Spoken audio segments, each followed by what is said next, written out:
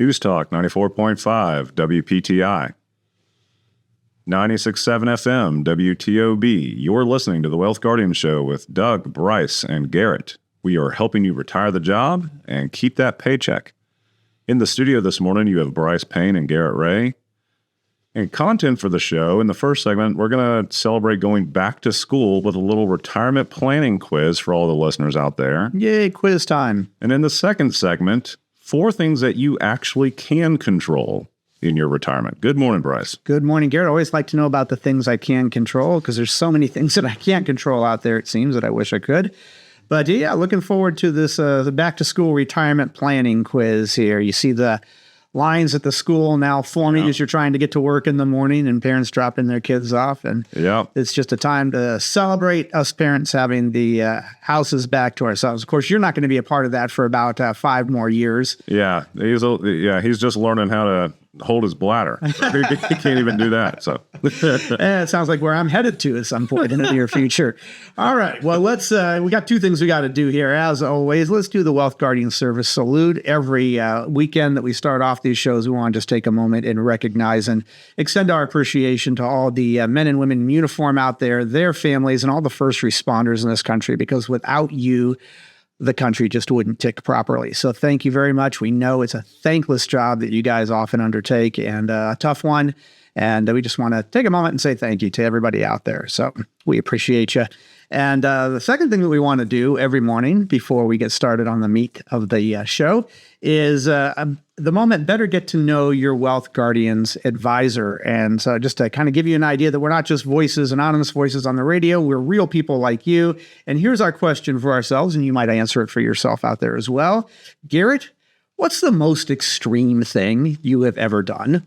Yeah, extreme. Garrett was in the Navy, so there's going to be, there's some training that goes on in the Navy, and I'm guessing that might revolve around this. Yeah, I mean, there's a lot of different training evolutions I can speak of, but the one that sticks out in my mind, just intense for how, like the situation you would ever use this training in, and also just going through it was a little interesting. So to set the timeline, it's 2008, and if you remember kind of the global war on terrorism back then, it was a pretty offensive war back then in both Afghanistan and Iraq. So, unfortunately, our forces were taking more casualties than we would like, and they realized that your immediate response to a medical emergency was something that needed to be trained upon. So the specific evolution of training was, what do you do if someone suffers a chest wound or to like the trachea and they have like their airway is impeded either fully or partially? They can't breathe on their own very well.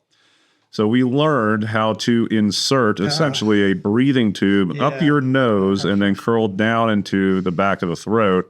And the idea was that if someone had a chest wound, that could clear an airway for them. And in order to pass the course, you had to demonstrate with your battle buddy that you could insert this tube and get a clear airway. And you had to both understand what that felt like to get one inserted into you, and then you had to properly insert one into your buddy. And normally, on a real victim, they're going to be either partially or fully incapacitated. Yeah, but not in a test like this. No, not in a test like this. You're fully aware. Oh my gosh! And also, normally, you would have some sort of petroleum jelly or some sort of lubricant to help this insertion. And hence why I was in the Peace Corps instead of the Navy. Yeah. So we ended up doing it live, so to speak, and. Yeah, not so much there on the petroleum jelly or anything, just straight in. I remember my buddy Ryan Livingston to this very day. I got the luck to do it first, and it was a very painful evolution. Yeah, it was very uncomfortable getting the tube jabbed up through your nose and down. I just remember the first COVID tests where they had to put the swab back there about 3 inches, and that was more than enough for me. Yeah, I can safely say that was the most intense. Yes.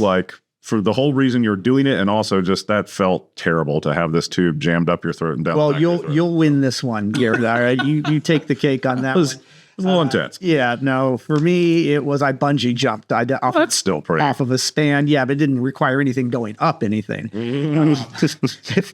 They towed me back up, but that was it. Yeah, so I just span jumped off of a bridge in Colorado on the Colorado River. That's pretty intense. We do that over water. Would never do it over land. And at a certain height, it doesn't matter. Yeah, exactly. That's not what my brain tells me. I don't mind being in a plane at 5 miles high as long as I'm over water. The plane will land safely. At least that's what my mind tells me. There you go. All right, well, let's go ahead and get started now that you have an in-depth idea of what Garrett and Brice have been through in our extreme sports. Let's go ahead and tackle this first one, the back-to-school retirement planning quiz. So kids out there, get your pencils and papers ready because we're going to do a little quiz here. See what you know in preparation for your retirement. So while the kids are learning how to take a job so they can eventually retire, this quiz is for those who are about to retire. Yep. So the first question is, and these are all multiple choice, what age can you receive full Social Security benefits? That's full Social Security benefits, or basically what is your FRA, full retirement age? This changes over the years. So this question is for people who were born after 1960. Okay. So if you were born 1960 or after, what is your full retirement age? Is it A, 59 and a half, B, 62, C, 65, or D, 67? Give everyone out there a moment to think about that.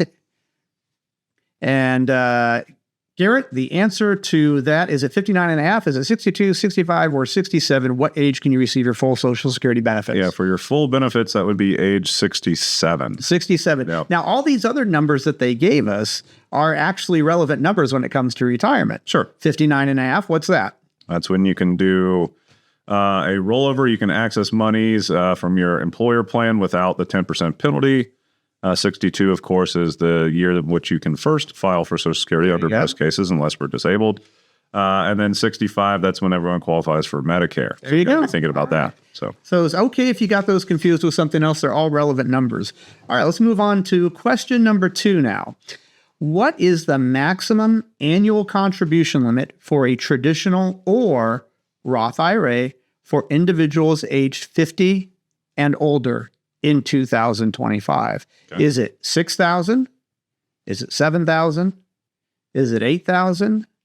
Or is it 9,000? I'm going to give everybody a moment out there to think. Hopefully you are all out there contributing to your IRA or Roth to that maximum amount that you can. But this is an interesting amount because this is for people 50 and older. You got the catch-up amount added to this here.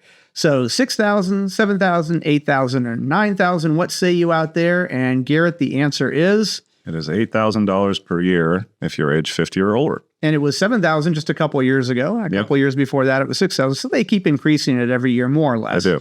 Not every year maybe, but most years they increase it to $500 increments. So that's what you can contribute if you are 50 and older. So if you are not doing that and you can, make sure you're taking advantage of that. Yep. All right, let's move on to question number 3. Okay. Which type of retirement account requires you to take a required minimum distribution? What we refer to in the business is an RMD, required minimum distribution. Is it A, a brokerage account, also referred to in the business as a non-qualified account? Yep. Is it B, a 401k?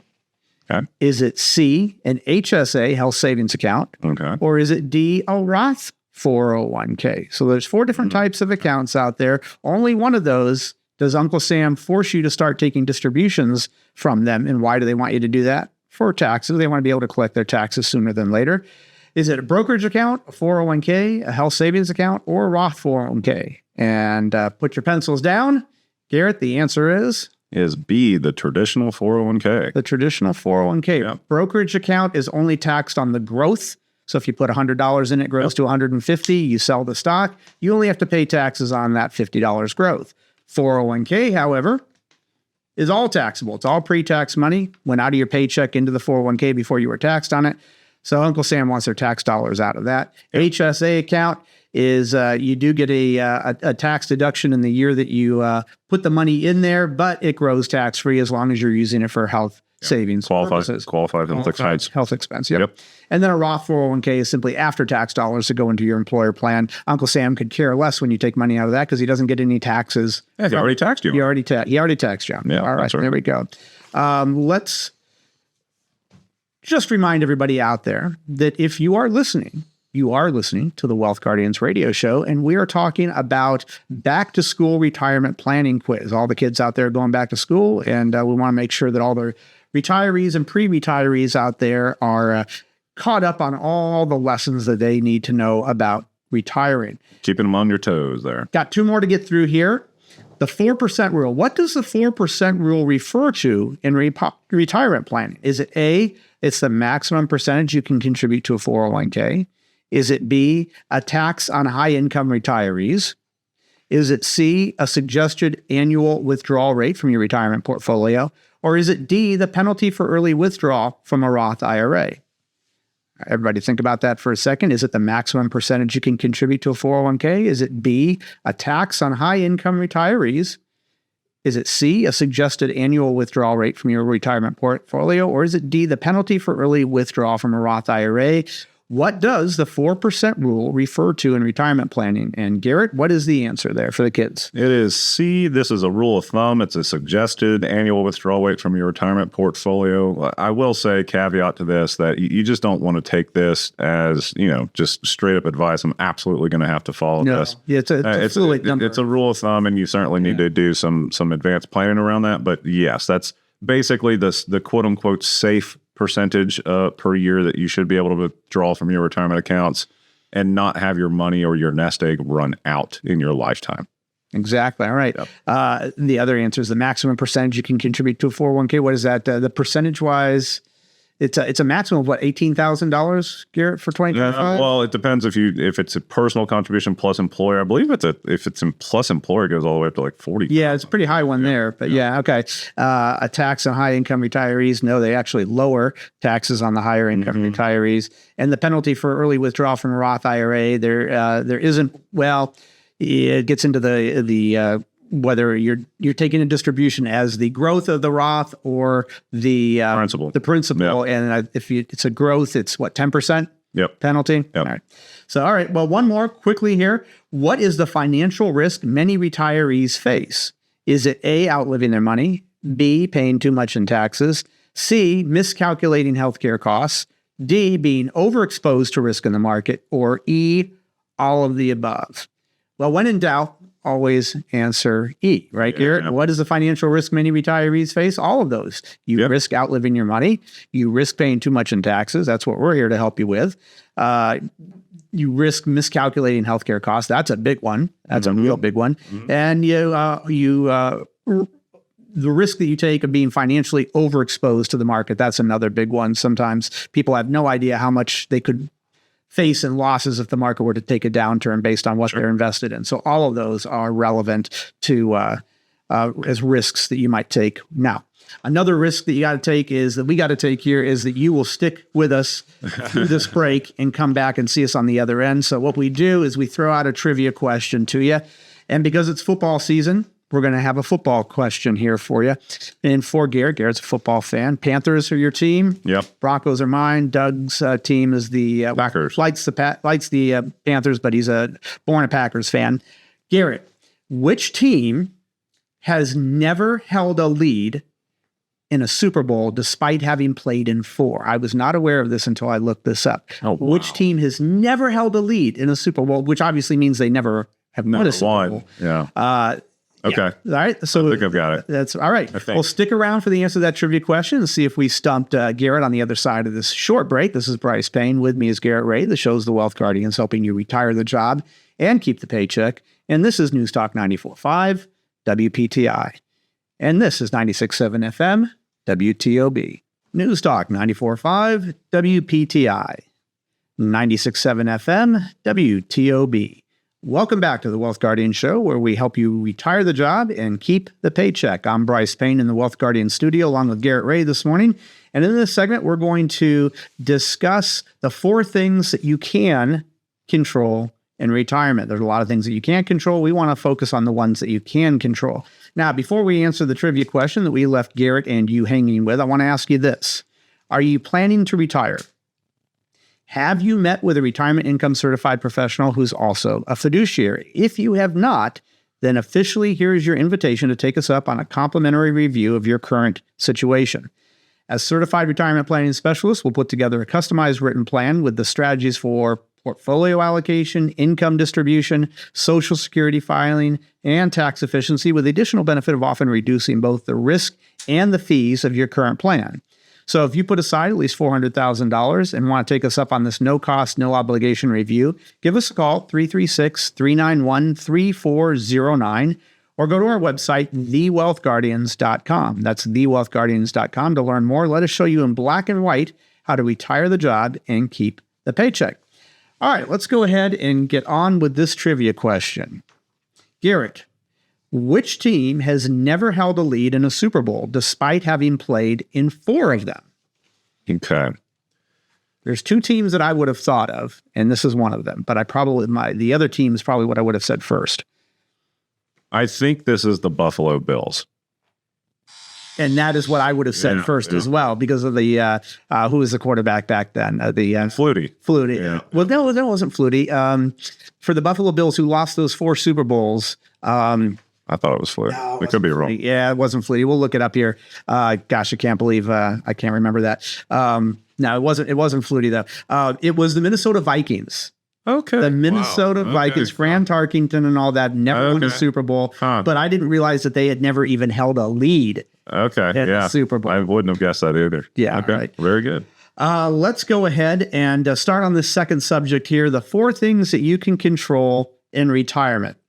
So as we, you got market crashes, what else? You have taxes shifting, you got Congress waffling on Social Security. That's a lot of stuff that you can't control, any of it. And stressing out over it won't help. What will? Focusing on the 4 things that actually move the needle in retirement. Okay. So you can't control what happens in the market, right? That's none of us can control we can't that. control it. But you can control how much market risk you expose yourself to. It's very true. There's a lot of different types of risks out there. Everyone's familiar with market risk. Okay, you have a mutual fund that's invested in the S&P 500. You're taking on market risk, which means if the market goes down, that the value of that mutual fund of those stocks go down. Mm-hmm. But there's about 12 different types of risk out there. Just to give you a few other examples, maybe you don't own shares in the market. Maybe you just have shares of Tesla. Mm-hmm. Well, you're not really taking market risk with that. You're taking company risk. Individual company risk with that. Maybe you put your money into a CD for 5 years. Mm-hmm. What risk are you taking there? You're taking interest rate risk. Interest rate risk. Yep. Very good. So there's a lot of different types of risk out there. The one we're most familiar with is market risk. And Garrett, you and I sit down with probably around 50 couples a year who come to us and want to see if we can provide the services and expertise that they're looking for to help them better plan for retirement. And almost all the time, I'll be generous and say only 85% of the time, but it's probably higher than that. Yeah, that's probably fair. That somebody is taking more risk than they thought they were in their portfolio. And I think I've analyzed why. You tell me if you agree or not. People get less and less risky the closer they get to retirement. So somebody comes and sits down with the Wealth Guardians, they're probably planning on retiring in the next couple of years. Mm-hmm. And their risk tolerance has gone down over those last 5 years. Maybe 5-10 years ago, it didn't matter how much risk they were taking. Right? Whether they realize it or not, most of the time it has gone down. It has gone down, but they haven't adjusted their portfolio year after year as their risk tolerance has been shrinking. Correct. So that's generally why I think it is that most people who come to us do not realize the amount of risk that they're taking in the market. So if that idea scares you, like, maybe I don't know how much risk I'm actually taking in my portfolio. If the market were to have a correction and drop 40%, how much risk, what am I risk losing? Well, let us help you figure that out. Give us a call, 336-391-3409. You can go to our website, thewealthguardians.com as well. There's no cost or obligation to sit down with us, and we will help you understand what kind of risk you're taking on your portfolio and also propose some changes to that and implement a tax mitigation strategy on top of it, because it's not just how much risk you're saving, but how much growth you're getting, but it's how much of that growth you can keep out of Uncle Sam's hands as well. So, yeah, Brice, and just one more thing to kind of illustrate the portfolio risk concept for people who are about to retire soon or just recently retired. We always like to do a simple little math, kind of quiz with you. Let's say that most people understand when they enter retirement, they're going to have Social Security, but they're also going to have to take distributions and slowly draw down their retirement accounts. People understand that. Well, if your retirement nest egg were to drop, say, 10% from the market, what rate of return do you need to earn in order just to get back to even? That's an 11% rate of return. Now that's doable, right? But if the average rate of return for the market for the past 75 years is somewhere between 9 and 10%, that's a pretty darn good year. That's a slightly better than average market year. But let's suppose that something like 2008, 2009 were to happen in your retirement. Remember, you were taking withdrawals, you're taking distributions from this nest egg. And if the market pushed your portfolio down by 50%, like we saw in the financial crisis of 2008, 2009, now what rate of return do you have to get, all the while taking distributions from this nest egg just to get back to even? You have to get 100% rate of return. Isn't that amazing? Is that doable? Nope. No, it's not. A lot of people who went through 2008, 2009 were in their prime working years. They didn't think about it. They just let that baby ride. And that's fine. That was the correct answer when you were in your 30s, your 40s, even your early 50s. But when we're retired and we're taking distributions, losing 50% of your nest egg because of a market move, that's just silly stuff. It is. Now, if you're one person out there in the minority of us who will not need to take distributions from their retirement accounts, then it's no big deal that it takes you 10 years for it to come back up 100%. Yeah, power to you. Yeah. But if you are like the other 95% of us who will be needing to take distributions from our retirement accounts to supplement Social Security and or a pension, then that is where it becomes a problem. Exactly. Right. Yep. All right, let's move on to number 2 here. You can't control what tax rates will look like in the future. Sometimes I wonder if even Congress can control what taxes look like in the future. But you can control how much of your wealth you leave in places that will be taxed in the future or will not be taxed in the future. So we all understand the concept, or maybe not all of us, but a lot of us understand the concept of your pre-tax accounts, your traditional 401k or your traditional IRA. Sure. All the money that's in there you've never paid taxes on, so it grows and grows. And then when you take a distribution out, let's say you take $1,000 out, well, you have to pay taxes on that full $1,000 as if it was earned income. Mm-hmm. Not all accounts are like that. There are tax-sheltered accounts like a Roth account. That's right. And a Roth account, you pay the taxes on it up front, but here's the beautiful thing. It grows tax-free. Mm-hmm. Unlike a brokerage account where you're taxed on the growth, a Roth account, you're not taxed on any of it. So the idea would become, for a lot of people anyway, at least you want to do the math, does it make sense for me to convert any of my IRA over to a Roth account so that I pay the taxes now, and then Uncle Sam can raise the taxes all he wants out there. Yep. It ain't going to affect whatever I've got in my Roth accounts, at least based on today's tax laws. That's right. So, all right, so there's your second one. Let's move on to the third one. You can't control what will happen with Social Security in the future, but you can control how heavily your income plan relies on Social Security. Talk about that, Garrett. Yeah, so I mean, Social Security, we all understand it's a major cornerstone of most people's retirement. And really the way that we view it is we view Social Security, whether we're talking about one individual or we're talking about a couple. Okay, let's go ahead and map out that planned Social Security income stream. Now, for some people out there, many Americans, that is their only source of income in retirement. But for other folks who have, done the heavy lifting, they, successfully contributed to their 401ks, their IRAs, they've got a little bit of a nest egg to play with over here. So then the question becomes, okay, how much are we getting from Social Security every month? And how much are we leaning on our retirement savings?